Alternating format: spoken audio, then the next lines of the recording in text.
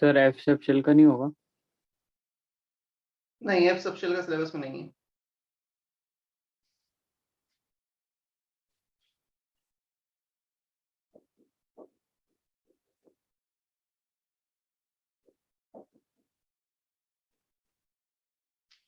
और अगेन जैसा तुम्हें बताया गया, you have to enter with your roll number, serial number, not roll number, 01 02 03, इसी वे में तुम्हें होना है, क्योंकि अटेंडेंस लेने में थोड़ा सा इजी होगा, नहीं तो तुम्हारी एब्सेंट लगते चले जाएंगे।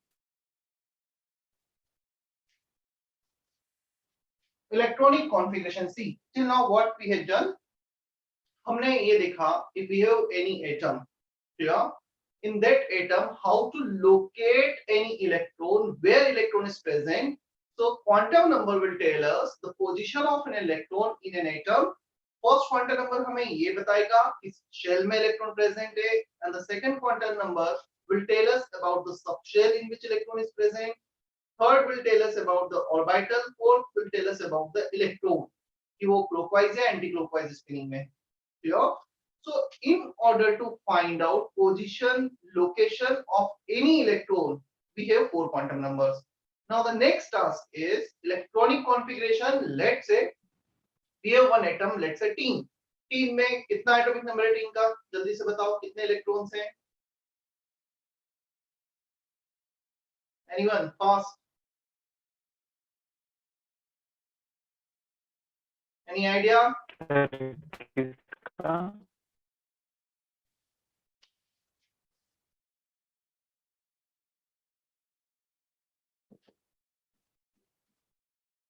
6, 14 plus 18 plus 18, 50 electrons are present in teen. Clear? 50 atomic number है. So if we want to distribute this 15 electron in different shell and subshell, हम इसे different shell या subshell में distribute करना चाहेंगे. कैसे इनका distribution होगा? That is called electronic configuration. हमने देखा कुछ फर्स्ट शेल में सब शेल्स हैं, तो सेकंड शेल में सब शेल्स हैं, तो how this electron will be distributed in different shell and subshell, ये हमें देखना है इलेक्ट्रॉनिक कॉन्फ़िगरेशन, क्लियर? और इलेक्ट्रॉनिक कॉन्फ़िगरेशन के बाद आएगा फिर हमारा probability distribution curve, then nuclear chemistry. So देखा जाए तो मैक्सिमम 3 लेक्चर का भी चैप्टर बचा है, तो डेफिनेटली नेक्स्ट टेस्ट के पहले ये तीनों कंप्लीट हो जाएंगे और होप कि काफी कुछ डिस्कशन भी हमारा हो जाए, क्लियर? एडवांस पैटर्न टेस्ट है तो डेफिनेटली टेस्ट में क्वेश्चन इजी नहीं होंगे, थोड़े से टफ होंगे, तो हमें उसके अकॉर्डिंग प्रिपेयर रहना है.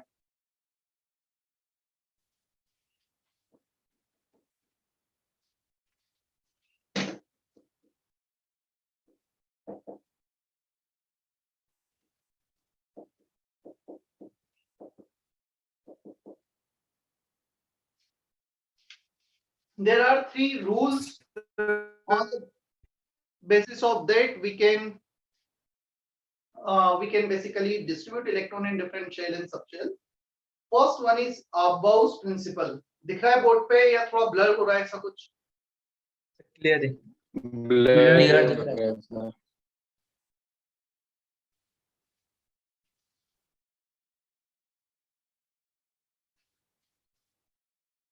शायद थोड़ा सा मार्कर का भी प्रॉब्लम है, मैं उसमें फिल कर लेता हूँ एक बार.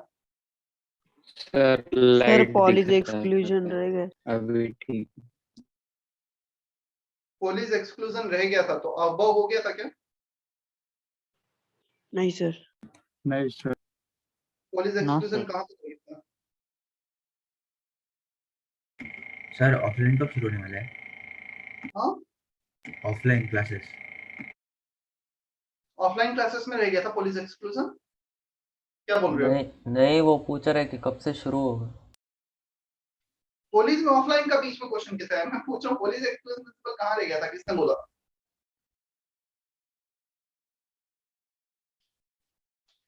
ऑफलाइन क्लासेस कल से चालू हो रहे हैं.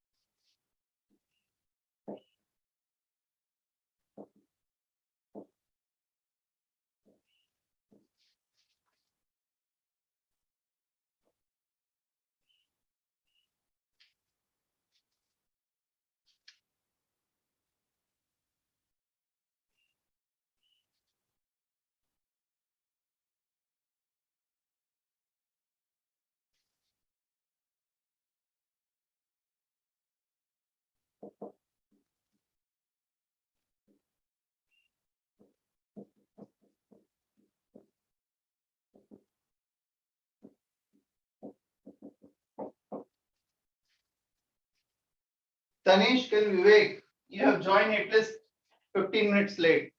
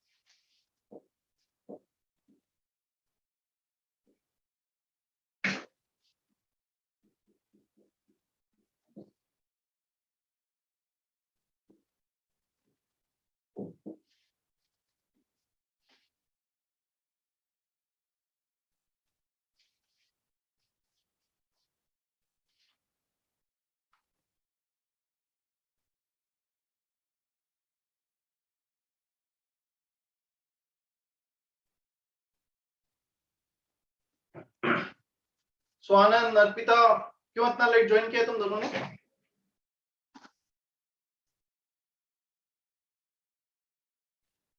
Swanand, please respond.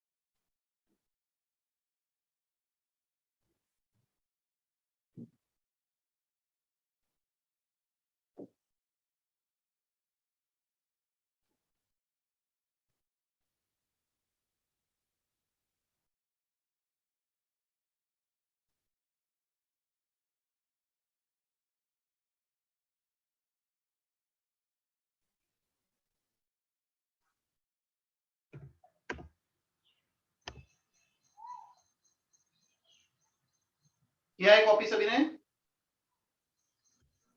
Yes, sir. Yes, sir. Sir Yes, sir. चलो देखते हैं.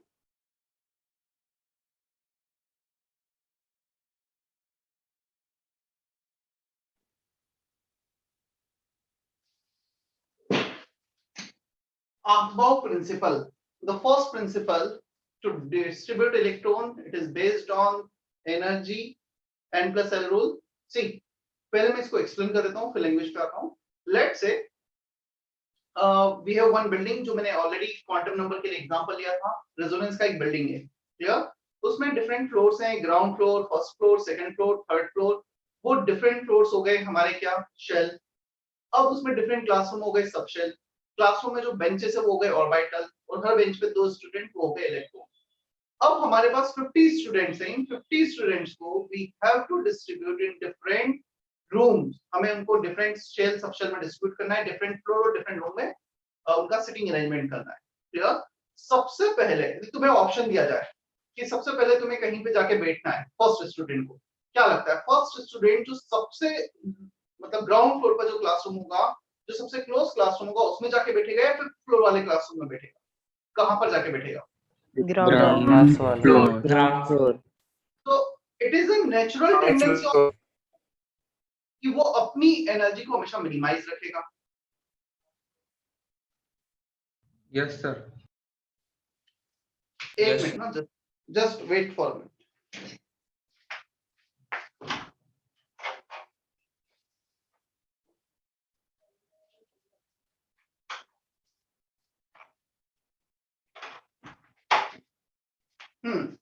So basically, the natural tendency of any system, it will occupy that particular space which has minimum energy. तो उसमें जाके बैठेगा। अब फर्स्ट स्टूडेंट फर्स्ट क्लासरूम में ground floor पे बैठ गया, उसके बाद सेकंड स्टूडेंट कहाँ जाएगा? जो उसके बाद मिनिमम पॉसिबल एनर्जी होगा। यदि वो फिल हो गया तो उसके बाद नेक्स्ट पॉसिबल एनर्जी पर। तो जैसे जैसे एनर्जी लेवल फिल होते जाएगा, लोएस्ट पॉसिबल एनर्जी लेवल, अब हम ऊपर वाले फ्लोर पे जाएंगे, हायर एनर्जी पे चलते चले जाएंगे। Clear? So similarly, for the electron, distribution of electron in various subshell takes place according to order of their according to increasing order of their energy level. मैंने थोड़ा सा लैंग्वेज में कर दिया है, according to increasing order of their energy level, according to increasing order of their energy level. तो जैसे से इंक्रीजिंग ऑर्डर होगा उस ऑर्डर में हम फिल करते जाएंगे। Now the second question is, sir how to decide order of energy level? हमें कैसे पता चलेगा किस शेल किस सब शेल का एनर्जी कम है किसका ज्यादा है? That will be decided by n+l rule. अब n+l रूल क्या है? As the value of n+l, n is principal quantum number, l is azimuthal quantum number. As the value of n+l increases, energy of a subshell increases. For the same value of n+l, lower the value of n, lower will be energy level. Clear? जैसे से n+l का value बढ़ेगा, energy level बढ़ेगा। यदि दो subshell के लिए n+l same आ गया तो फिर किसका एनर्जी ज्यादा होगा? जिसका n का वैल्यू ज्यादा है। क्लियर? जैसे n+l सेम किसके लिए आ सकता है? मैं एग्जांपल ले लेता हूं, 2p3s, n का वैल्यू 2 3, l का वैल्यू 1 and 0। क्या इन दोनों में एडिशन n+l का 3 आ रहा है क्या? 2 + 1 3। Yes, So which one is higher energy out of this two? 3s 3s sir. 3s। yes, 3 इन बड़ा है, जिसका इनकम उसका एनर्जी कम। सिंपल है इतना। yes sir yes sir। चलो अब मैं एक ऑर्डर भी बता देता हूं कि किस ऑर्डर में हम इलेक्ट्रॉन को फिल करेंगे n+l रूल के अकॉर्डिंग।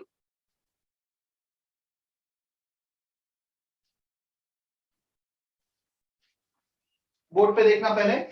फर्स्ट शेल में कितने सबशेल होते हैं? फर्स्ट शेल में कितने सबशेल होंगे? 2 1 1 sir. सेकंड शेल में? 3, 4 3 3 सेकंड शेल में सबशेल? 3 3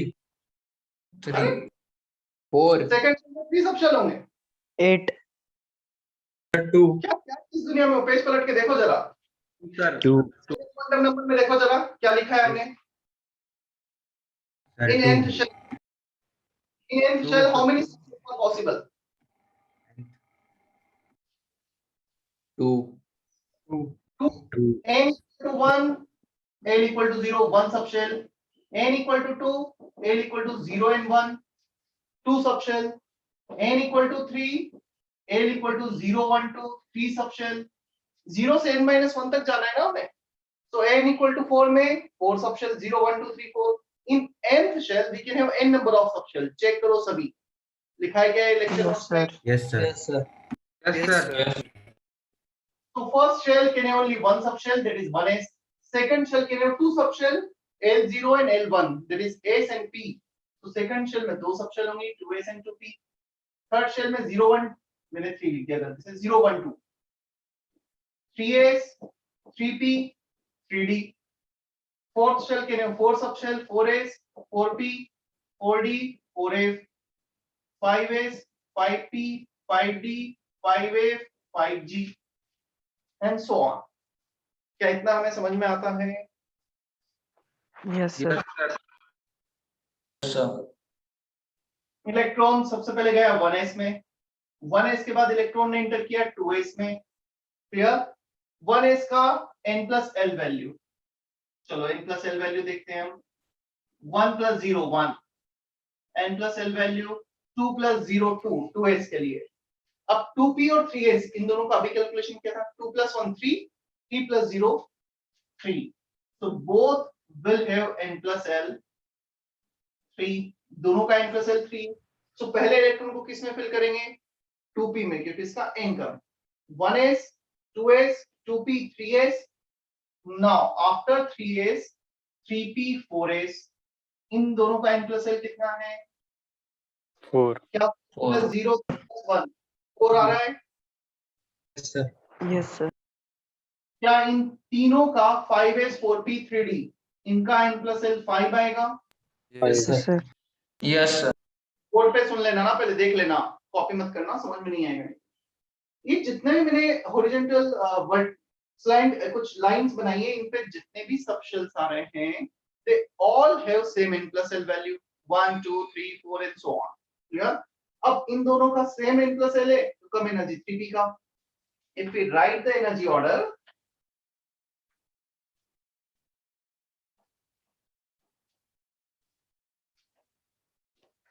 सबसे कम एनर्जी 1s, उसके बाद 2s 2p 3s 3p 4s 3d. अब तुम ये क्वेश्चन पूछ सकते हो, सर 3p के बाद 4s आ रहा है और 4s से ज्यादा एनर्जी 3d का है, मतलब 4s में पहले इलेक्ट्रॉन जाएगा, 3d में बाद में जाएगा. Third shell is considered to be inner shell. तो थर्ड शेल के डी सब शेल में इलेक्ट्रॉन फोर्थ शेल के सब शेल के बाद जाएगा. यस, एग्जैक्टली ऐसा ही होता है. क्लियर? ऐसा ही होता है. पहले इलेक्ट्रॉन 4s में जाता है, फिर 3d में, फिर 4p में, और 4p के बाद 44f में नहीं जाएगा, 5s में पहले चले जाएगा, फिर इधर जाएगा. Clear?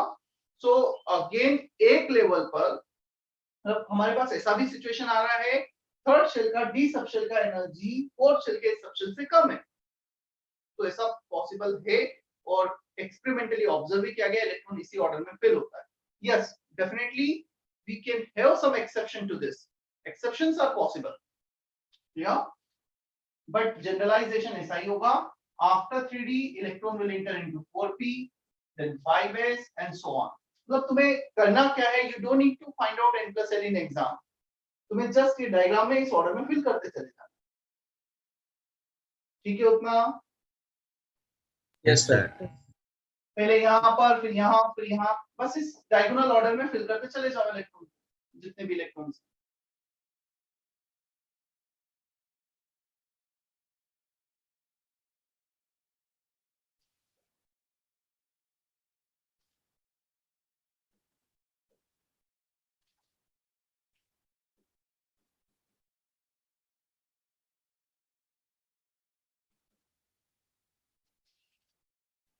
Nickel atomic number 28.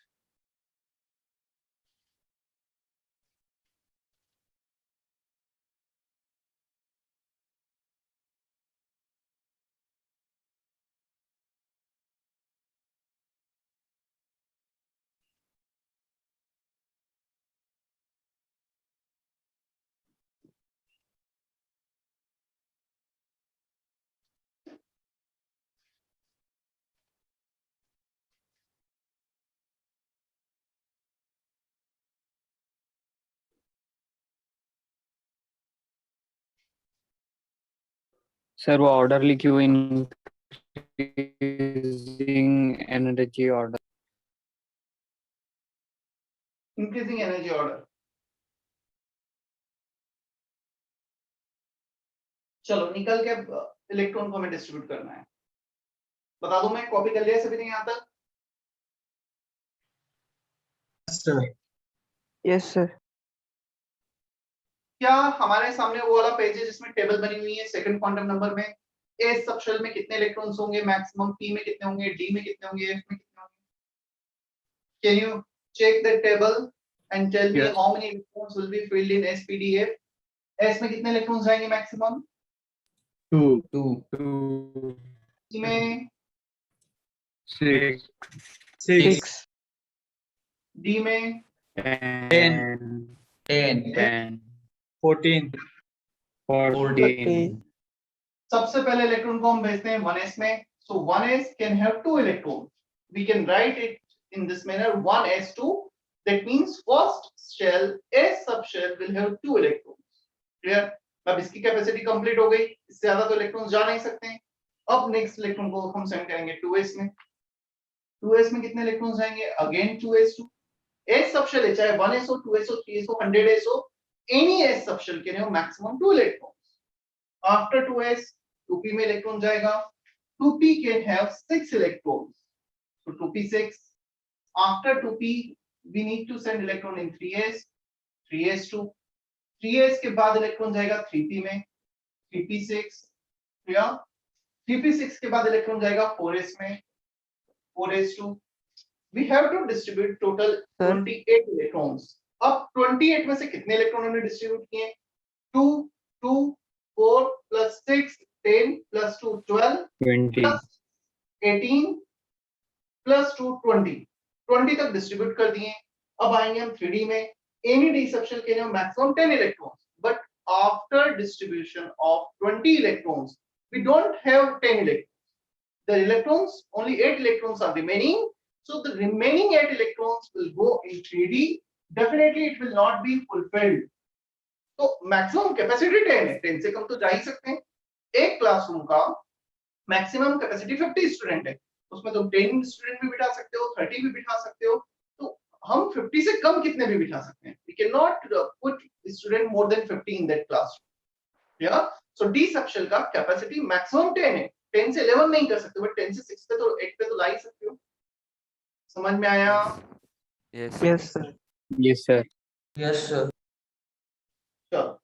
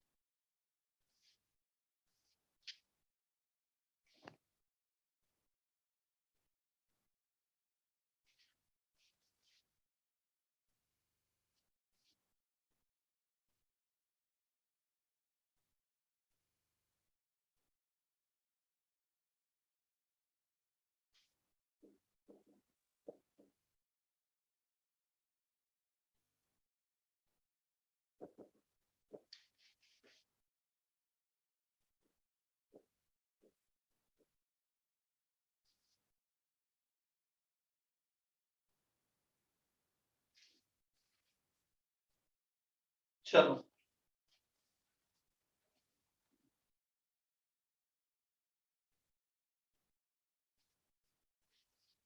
D8 configuration. 1, 2, 3, 4, 5 orbitals are there in D subshell. Clear? अब D subshell में 5 orbitals हैं, हमें 8 इलेक्ट्रॉन को डिस्ट्रीब्यूट करना है. In P, D and F subshell, pairing of electron does not takes place until each orbital of the subshell is singly occupied. जब तक कि हर ऑर्बिटल में एक एक इलेक्ट्रॉन नहीं जाएगा, हम कभी भी पेयरिंग अप नहीं करेंगे electron. So first electron, second electron, third electron, fourth electron, fifth electron.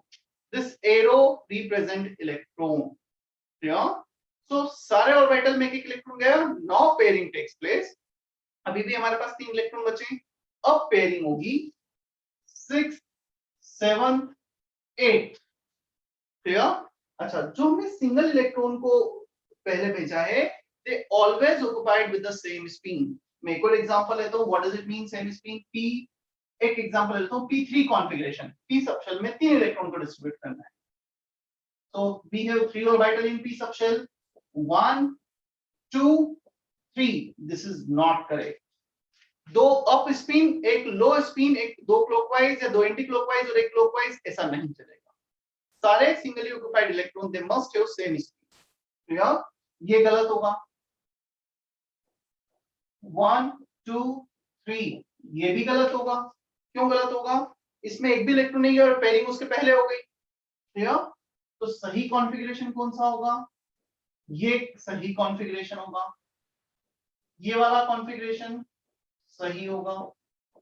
मतलब तुम क्लॉकवाइज सेंड करो, एंटी क्लॉकवाइज सेंड करो, वो मैटर ही नहीं करता है. बट सारे सेम स्पिन होने चाहिए. सारे डाउन, सारे अप, वो चल जाएगा. अच्छा, डाउन स्पिन क्लॉकवाइज को रिप्रेजेंट करता है, एंटी क्लॉकवाइज को Anti-clockwise. सर कुछ भी कर सकते Clockwise. कुछ भी कर सकता है. कुछ भी कर सकता है. Anti clockwise is a relative thing. Clear? तुम्हें जो क्लॉकवाइज दिख रहा है वो मुझे एंटी क्लॉकवाइज दिखेगा, जो तुम्हें एंटी क्लॉकवाइज दिखेगा वो मुझे क्लॉकवाइज दिखेगा. तो ऑब्जर्वर पे डिपेंड करेगा. Clear? They represent two different spin. That's it. कौन सा किसको करेगा ये नहीं बताया जा सकता. समझ में आया हंस rule? Yes, sir. Yes, sir. करो जल्दी से कॉपी.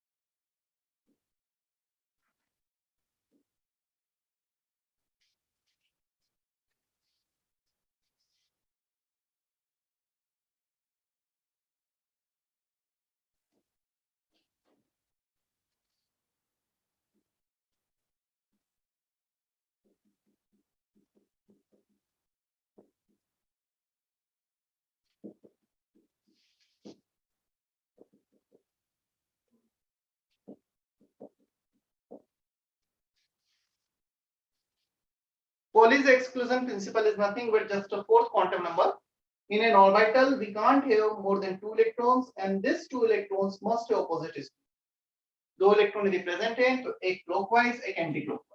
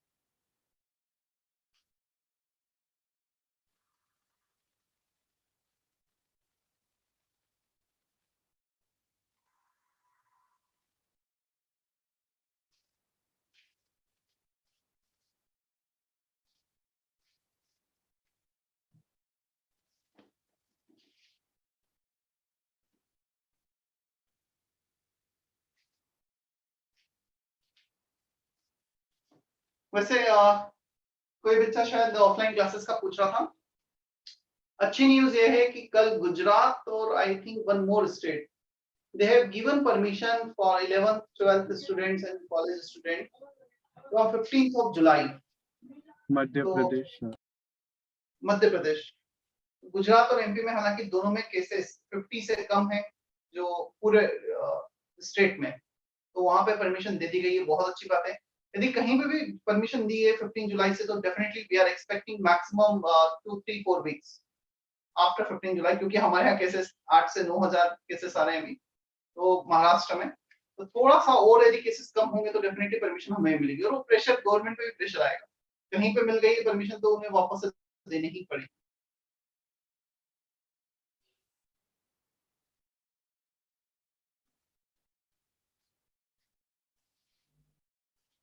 तो अभी तक तो खैर कुछ महाराष्ट्र गवर्नमेंट का नहीं आया, इतनी जल्दी नहीं आएगा डेफिनेटली, मतलब थोड़ा सा टाइम वो लेंगे, बट 15 जुलाई की जगह maybe we can expect somewhere from around 15th of August।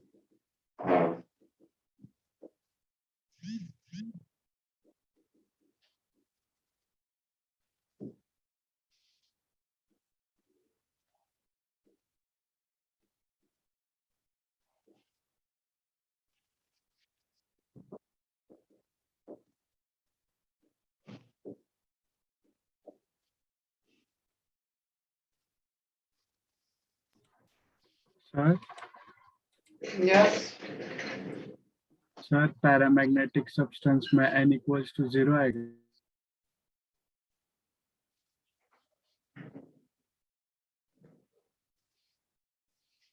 Paramagnetic substance वो सब्सटेंस जिसमें कुछ अनपेयर्ड इलेक्ट्रॉन्स होंगे n not equal to 0. Diamagnetic जिसमें अनपेयर्ड इलेक्ट्रॉन नहीं होंगे, number of unpaired electron will be 0.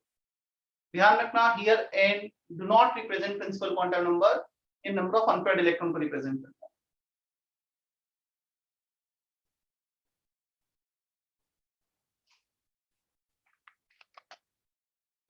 Sir magnetic moment के आगे double under root चाहिए था.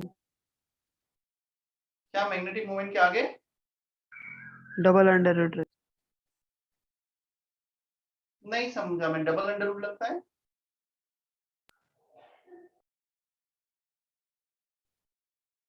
बोलो क्या बोलना चाह रहे यानी हो? वो बोल रहा है कि अंडर रूट के अंदर अंडर रूट. नहीं, यस सर. किसने बोला ऐसा?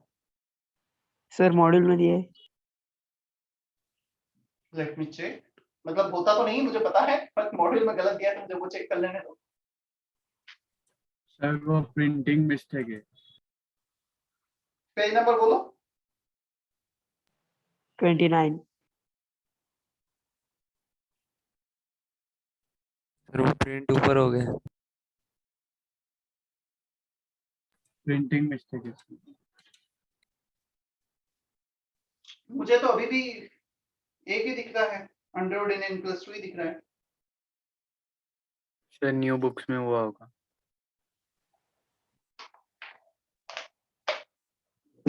ये यहाँ पर देख पा रहे हो, तो मैं नहीं देख पा रहे हो.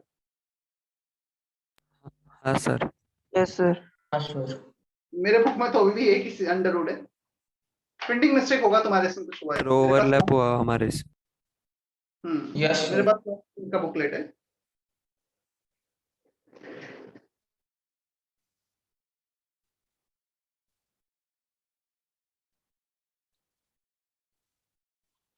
सो डायमैग्नेटिक जिसमें म्यू 0 है, अनपेयर्ड इलेक्ट्रॉन नहीं है, weakly repelled by the magnetic field, they lose weight on the magnetic balance, they gain. ये जस्ट इसका opposite.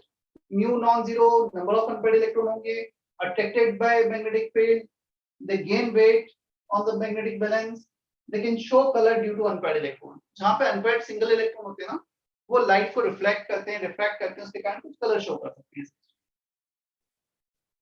Sir yes. Sir new क्या है यहाँ पे? Mu magnetic moment. Magnetic moment के आगे ब्रैकेट में पूरा मैग्नेटिक मोमेंट तो हेडिंग था मैंने. देखो तुमने लिखा है कि उसके आगे ब्रैकेट में म्यू. क्वेश्चन तो मेरी ये Yes, sir. पूछना चाहता हूं, मैग्नेटिक मोमेंट क्या है? Magnetic moment is a property of a substance which characterizes its magnetic behavior in magnetic field, right? Yes, sir. थोड़ा सा उसका अंडरस्टैंडिंग और आगे जाकर समझ में आएगी कि क्या होता है, क्या सिग्निफिकेंस है.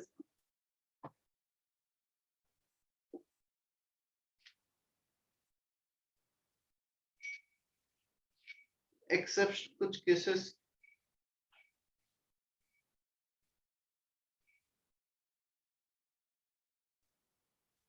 चलो अब हम कुछ एग्जांपल्स देखते हैं. क्वेश्चन के फॉर्म में दे देता हूं. Find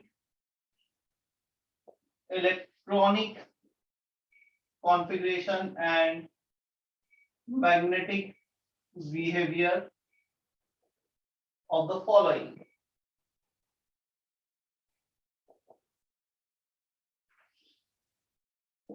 Iron 26. दो केसेस मैं सॉल्व करके बताऊंगा, फिर चार केसेस तो मैं करूंगा. Find electronic configuration and magnetic behaviour of the following. क्या क्या कैलकुलेट करना है तुम्हें अभी पता लगेगा. आयरन, सबसे पहले इलेक्ट्रॉनिक कॉन्फ़िगरेशन बोर्ड पे फोकस कर लेना completely. 1s2 2s2 2p6 3s2 3p6 4s2 3d6. Clear. So 26 electron को डिस्ट्रीब्यूट किया है. टोटल यहां तक 18 electrons 20 26.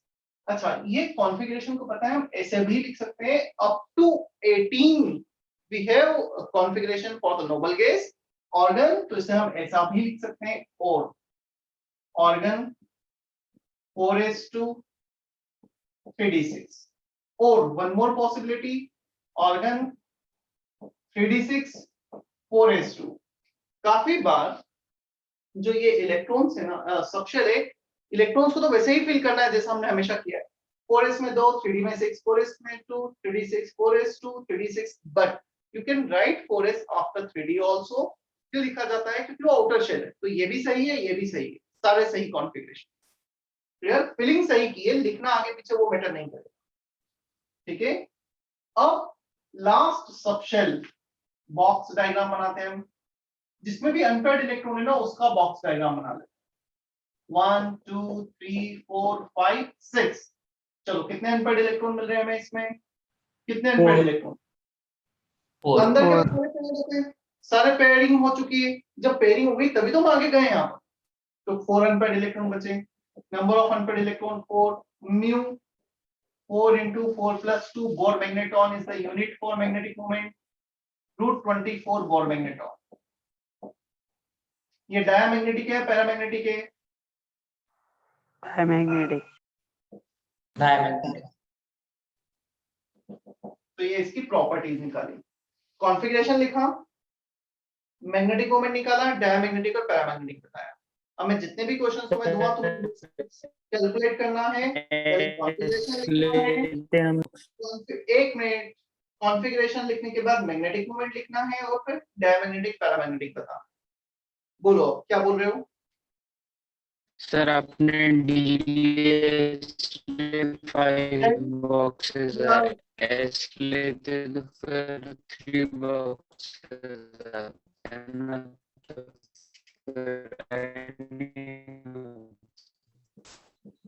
Jaideep, you are not audible properly, आवाज वॉइस ब्रेक हो रहा है, तुम चैट बॉक्स में टाइप करो, मैं देखता हूँ। तुम्हारी आवाज बिल्कुल भी नहीं समझ में आ रही।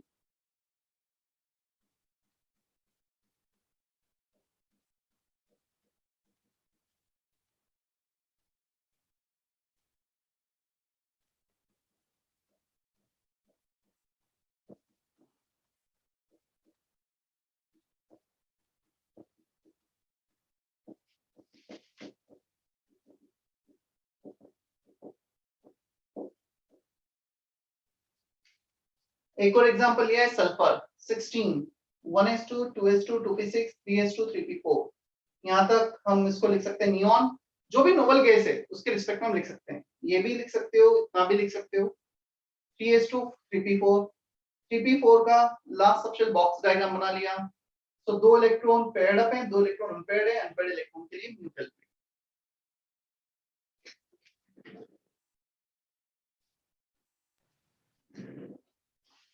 जयदीप का क्वेश्चन है डी सबशेल के लिए 5 बॉक्स हैं, 5 ऑर्बिटल्स हैं, तो इसके लिए अलग होंगे। यस, तो इसके लिए अलग होने सबके लिए अलग अलग होंगे। इस पीडीएफ जो भी लास्ट सबशेल है उसका बॉक्स डायग्राम बनाना है मुझे, मतलब जिसमें अनपेयर्ड इलेक्ट्रॉन है, जिसमें पेयर्ड है उसमें तो मुझे ऑलरेडी जो इनर शेल है जो हमने पहले फिल कर दिया उनको पूरा पेयरिंग कर दी होगी, तभी तो हम अगले पे गए होंगे। जो पेयर्ड है उसे काउंट नहीं करना है, जो अनपेयर्ड है उसे काउंट करना है last subshell.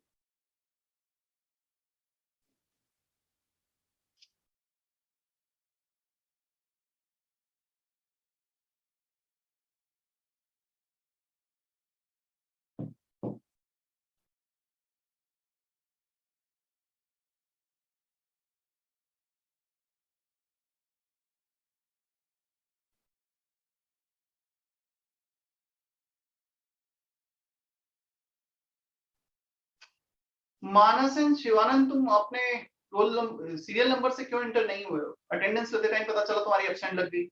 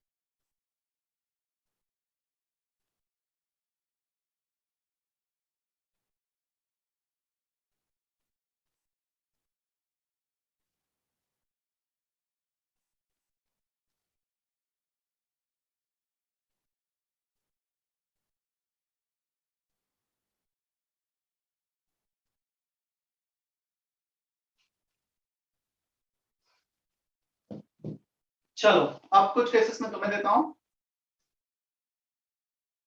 Magnesium, manganese Mn,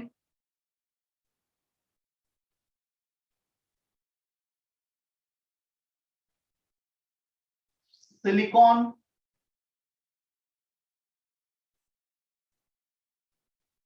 vanadium. ये 4 केसेस तुम्हें करने, magnesium, manganese, silicon, vanadium. Atomic number hope सभी को पता होंगे।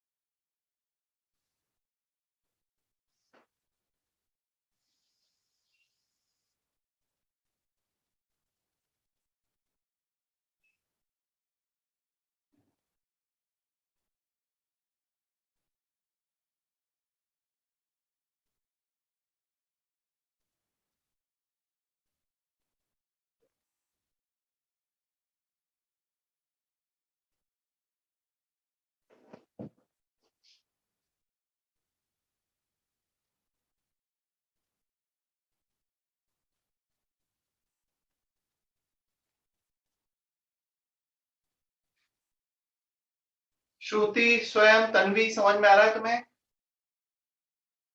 Yes sir. Yes sir. Tanvi Pawar,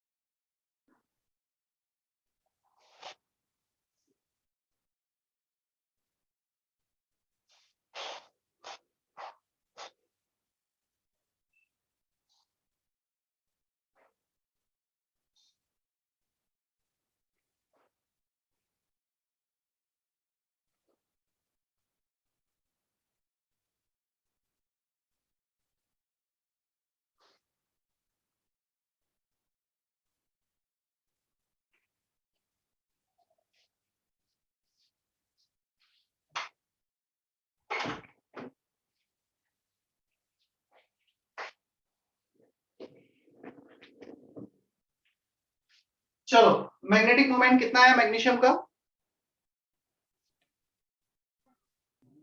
0। Zero Zero. Sir. Zero. 0. For Magnesh, Root 35. Root 35.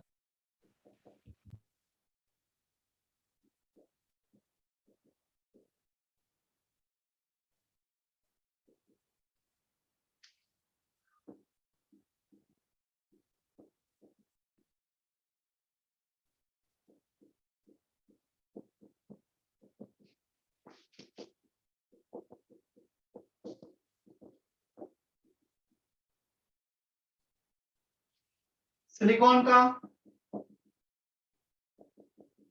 Root 8. Root 8.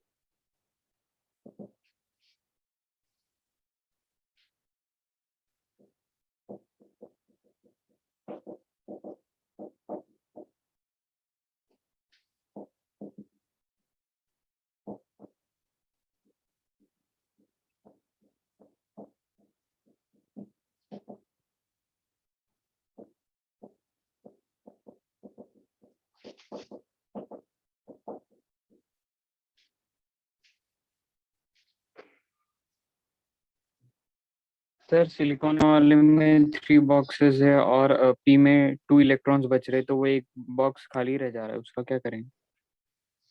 कुछ नहीं करेंगे, खाली रहेगा।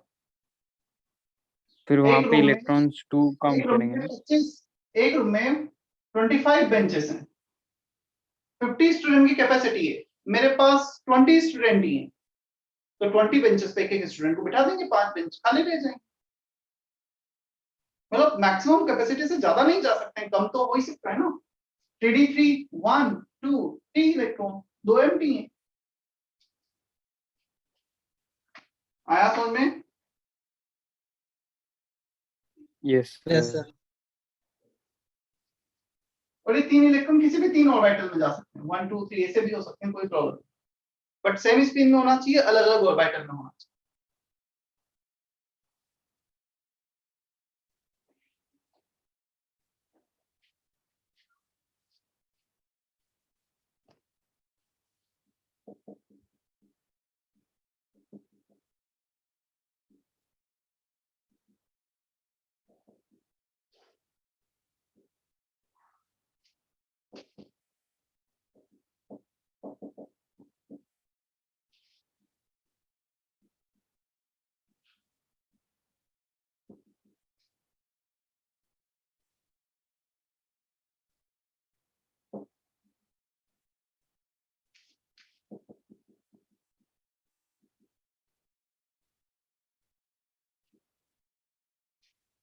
देखो,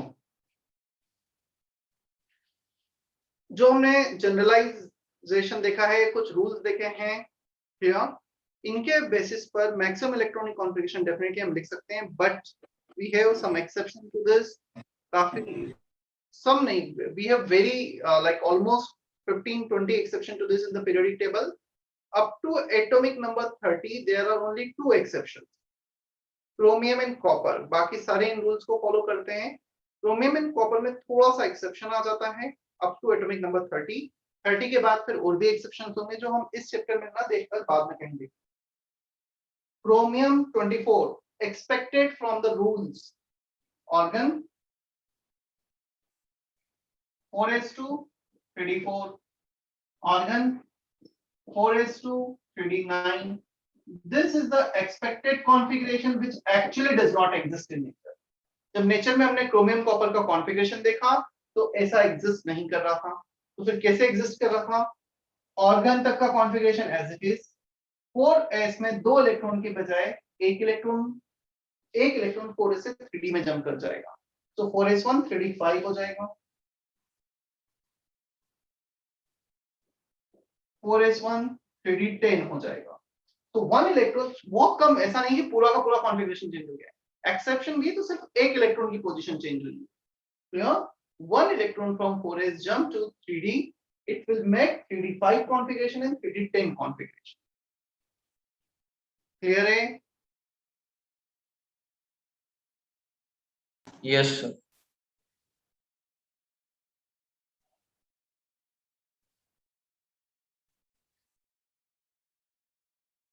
This is the actual configuration, this one is expected one.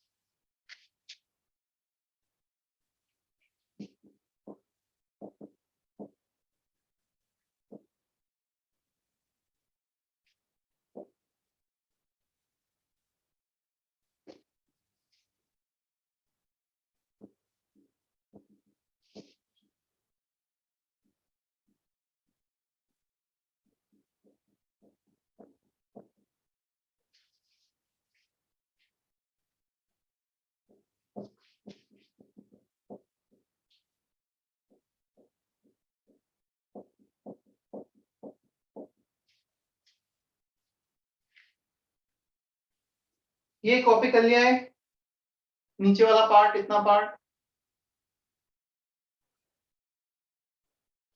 Yes sir. Yes sir.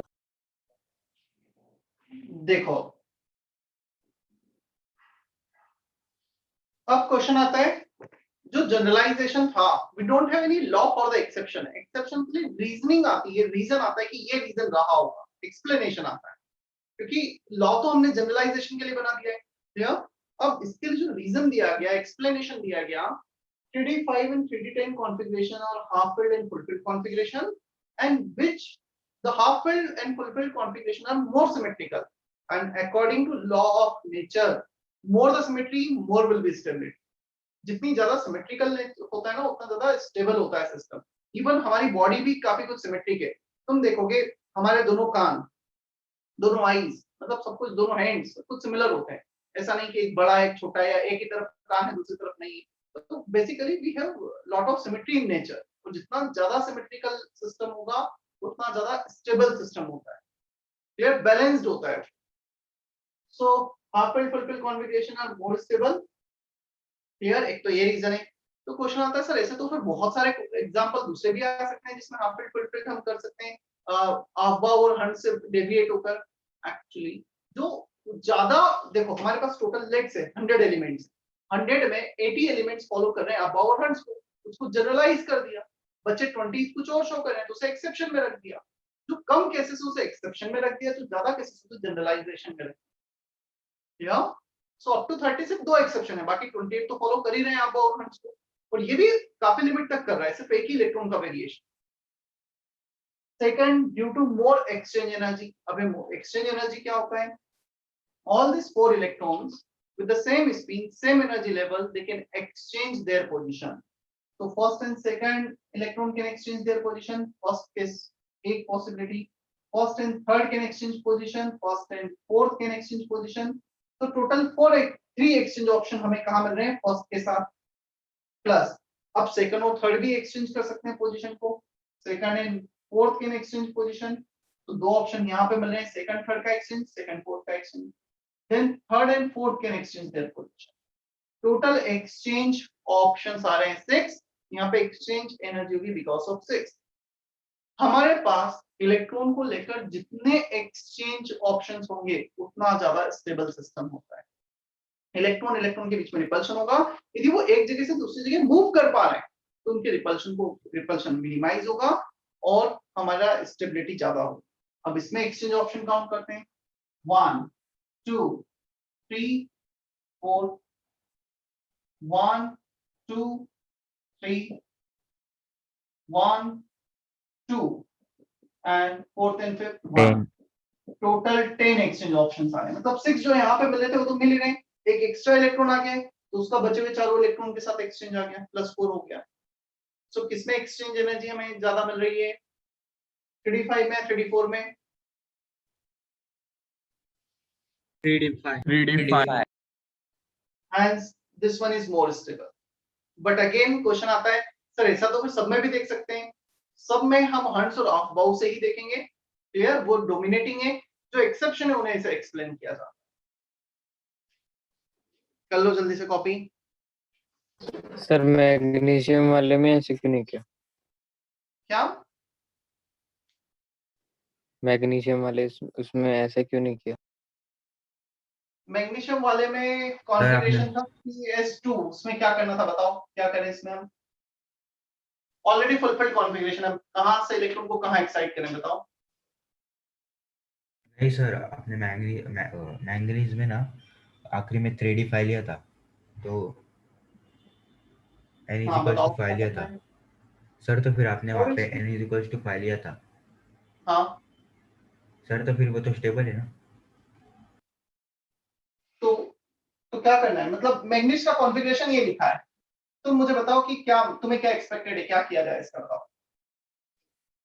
ये सर तो फिर अबा और उसका हंस आया है और जैसा अबा हंस आया वैसा ही एग्जिस्ट करता है। हाँ तुम बोलो। सर फिर n इज टू 0 आएगा ना। क्यों, कितने अनपेड इलेक्ट्रॉन है? 5 ऑर्बिटल, 5 इलेक्ट्रॉन, 5 अनपेड इलेक्ट्रॉन नहीं है।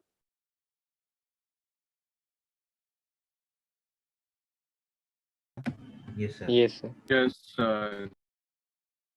3d10 होता तो 0 अनपेड इलेक्ट्रॉन आता, 3d5 है तो 5 इलेक्ट्रॉन अनपेड है।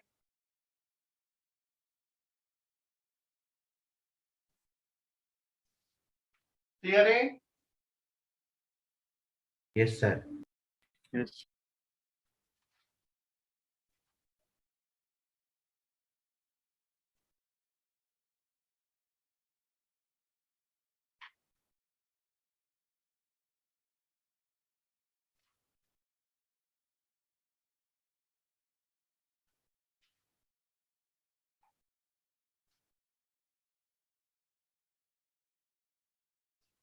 मैं थोड़ा सा एक 5 मिनट लेक्चर एक्सटेंड हो सकता है क्योंकि मुझे इलेक्ट्रॉनिक कॉन्फ़िगरेशन कंप्लीट करना है, बस एक लास्ट उसमें आयंस का बचा हुआ है। कर लिया क्या सभी ने copy? Yes, sir.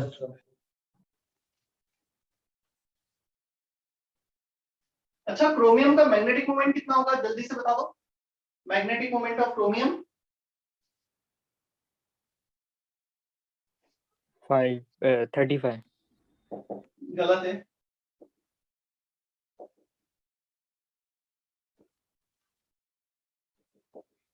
24. 4s1, 4s का भी तो इलेक्ट्रॉन अनपेयर्ड है। 4s1 3d5, 6 electrons are unpaired, 1 from 4s, 5 from 48। clear? So 6 electrons unpaired है, under root 48 बोर मैग्नेट्रॉन आएगा। क्लियर है? Yes, sir.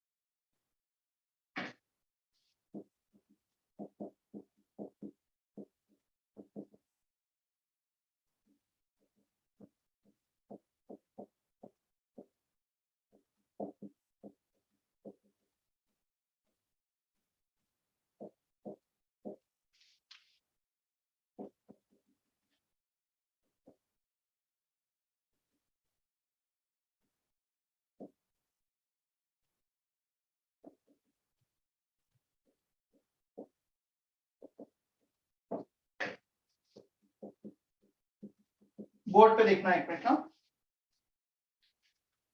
Electronic configuration of ions. Electrons are always removed from outermost shell irrespective of energy level. Clear? Iron 26, organ 4s/36, 18, 20, 26 का हमने configuration लिखा। अब हमें Fe2 plus ion बनाना है. We need to remove 2 electrons. So electrons are always removed from outermost shell. हमने electron को last में send किया 3D में. Still electrons will be removed from 4s. 3D से ना remove करके 4s से करेंगे. वो outer shell है. सबसे पहले इलेक्ट्रॉन जब रिमूव किया जाएगा तो आउटर शेल से किया जाएगा। तो 2 इलेक्ट्रॉन रिमूव किए, 4s में 0 हो गए, 3d6 बचा। Now further if you want to remove one more electron, मैं Fe3+ बनाना चाहता हूं। अब इलेक्ट्रॉन 3d से जाएगा क्योंकि 4s के इलेक्ट्रॉन ही नहीं है, तो अब इसका कॉन्फ़िगरेशन हो जाएगा ऑर्गन 3d5। समझ में आया? Yes sir. Yes sir.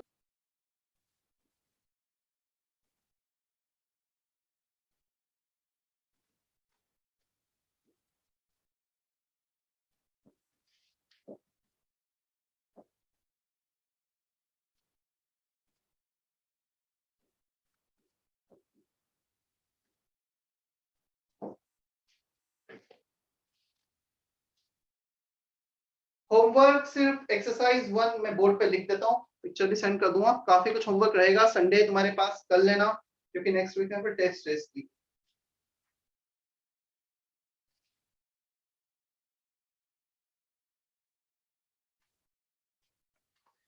अच्छा तुम्हारा पार्ट 3 भी है ना, जो नया बुक है उसमें? Yes sir. Yes.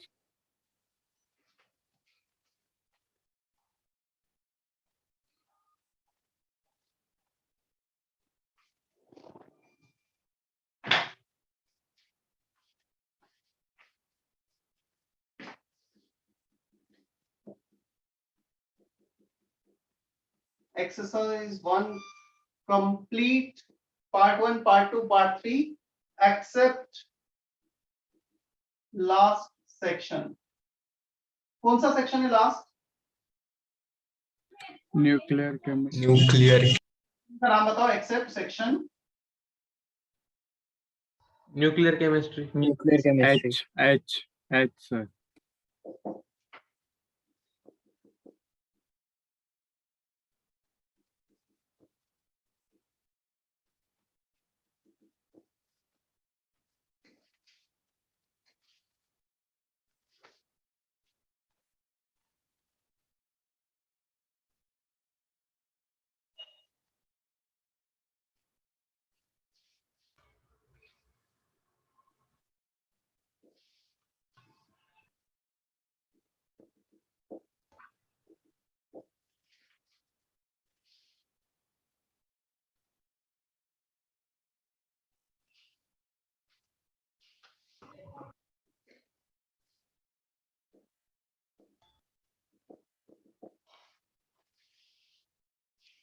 यही ऑर्डर रखना जिस ऑर्डर में मैं क्वेश्चन दे रहा हूं।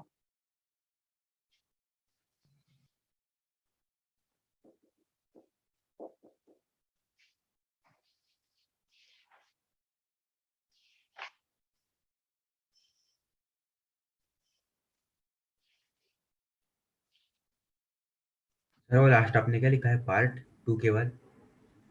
3 over.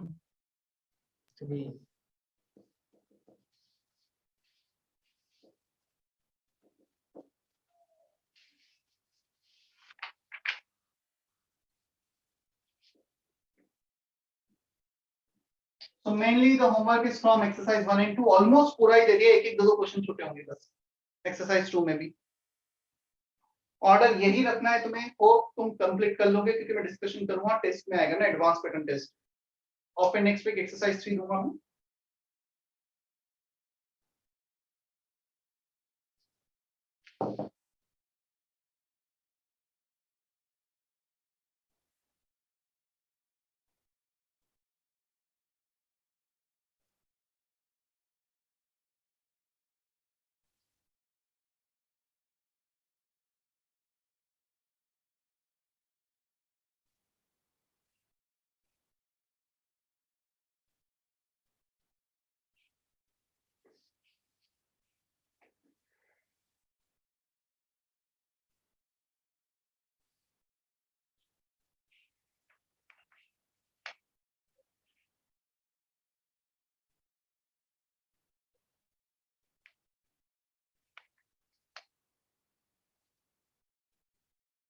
चलो सेशन एंड कर दूं मैं आज का फिर। Yes sir. Bye sir. Bye sir, thank you sir. Bye sir, thank you sir. Bye.